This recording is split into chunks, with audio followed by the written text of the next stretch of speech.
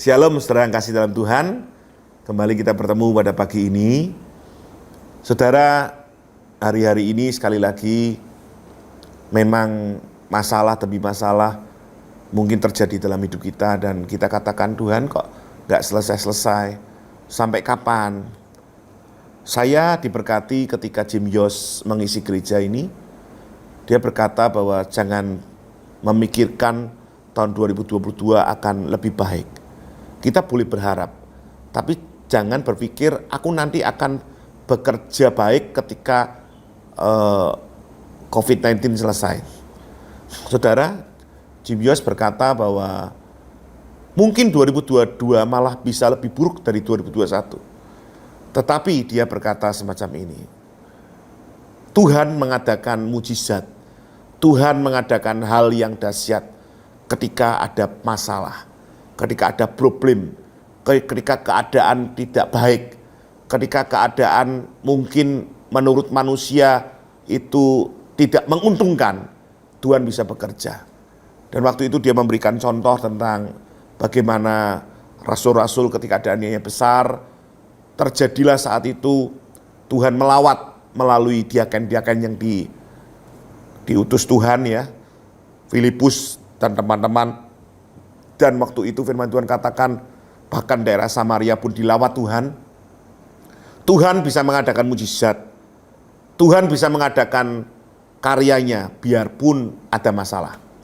Hari-hari ini mungkin pandemik tidak selesai, tapi Tuhan bisa bekerja. Tuhan bisa memberkati saudara ketika masih ada pandemik. Tuhan bisa menolong saudara ketika masih ada pandemik belum selesai. Omikron masih ada. Setiap hari kok tambah banyak Pak kekhawatiran. Wah ini bahaya saudara. Problemnya kita yaitu kekhawatiran. Orang bisa khawatir dan itu asam lambung naik. Hari-hari ini asam lambung banyak orang naik saudara. Kita banyak berdoa hari-hari ini untuk orang-orang yang asam lambungnya naik. Kenapa? Pikiran. Pikiran boleh, tapi kalau membuat engkau sakit itu merugikan kita sendiri. Bapak Ibu saudara yang kasih Tuhan, kita belajar di dalam Filipi 4 ayat 6. Firman Tuhan berkata, janganlah hendaknya kamu khawatir tentang apapun juga, tetapi nyatakanlah dalam segala hal keinginanmu kepada Allah dalam doa dan permohonan dengan ucapan syukur. Janganlah hendaknya kamu khawatir tentang apapun juga. Saudara, kata apapun juga itu berarti apapun ya.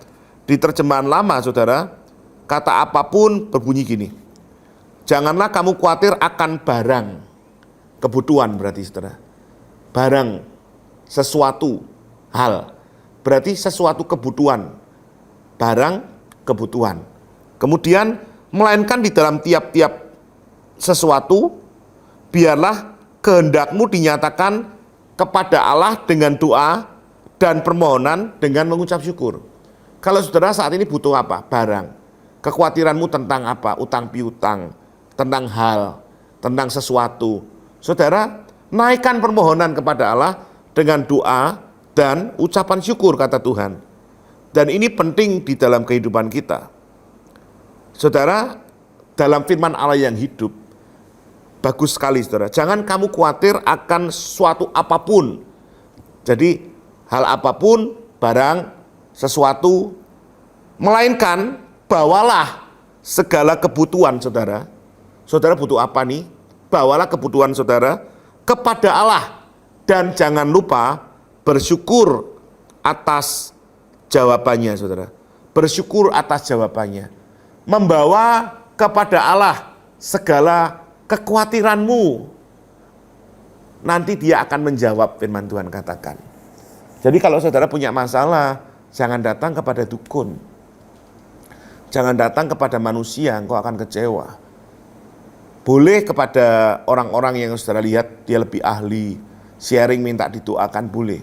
Tapi jangan berharap terlalu banyak, engkau akan kecewa. Yang penting saudara harus kepada Tuhan. Karena dia yang menolong saudara. Saudara, kekhawatiran itu, Yesus pernah berkata tentang kekhawatiran saudara. Saudara bisa lihat murid-murid pun mengalami kekhawatiran. Tapi sebetulnya menurut survei, 82% kekhawatiran itu atau ketakutan itu tidak terjadi. Survei membuktikan 82% kekhawatiran tidak terjadi. 18% sisanya dari kekhawatiran itu yang terjadi bisa tidak terjadi. Lah, ya Saudara.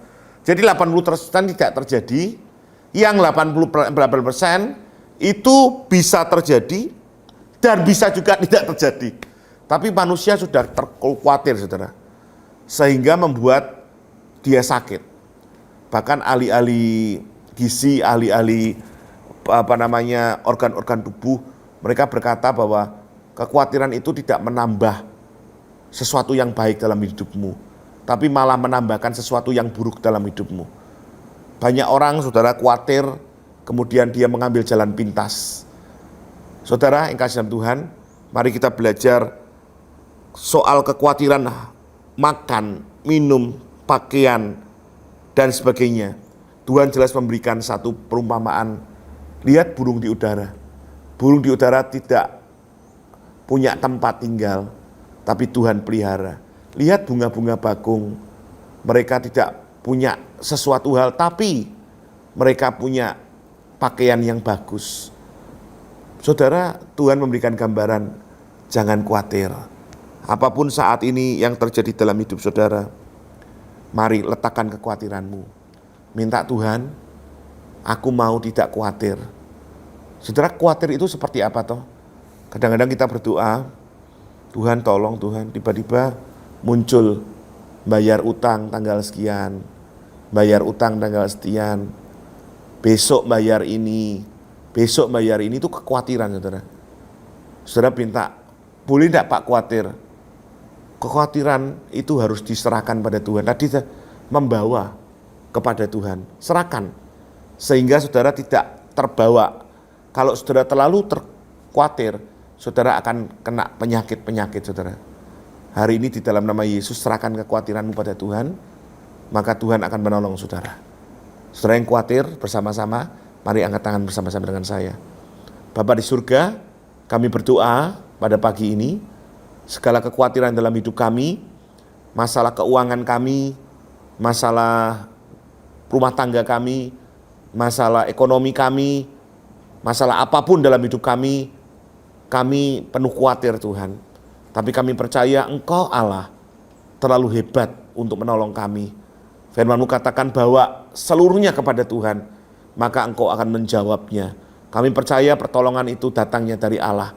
Dan kami mau di dalam nama Yesus Engkau menolong anak-anak-Mu dalam kekhawatiran, ada jalan keluar, ada pertolongan Allah. Terima kasih, kami mengucap syukur di dalam nama Tuhan Yesus Kristus.